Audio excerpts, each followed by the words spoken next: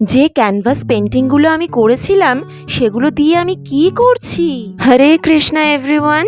এই রাধাকৃষ্ণের পেন্টিংটা আর এই স্টিয়ারি নাইটের পেন্টিংটা আমি কদিন আগেই করেছিলাম, কিন্তু এই পেন্টিংগুলোর উপরে ধুলো পড়ে যাচ্ছে, তাই পার্মানেন্টলি একটা সলিউশন বার করলাম। সেটা কি? দাঁড়াও দাঁড়াও বলছি। একটা সেলোপেন পেপার নিয়ে নিয়েছি।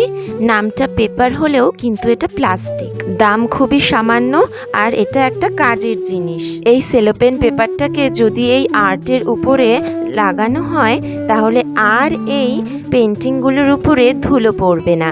তার জন্য আমি এখানে সেলোটেপগুলো কেটে নিচ্ছি আর টুকটুক করে লাগিয়ে ফেলছি।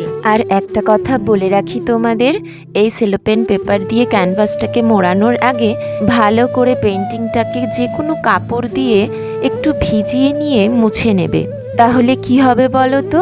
পেন্টিংয়ের উপরে যদি কোনো ধুলোবালি থাকে সেটা চলে যাবে।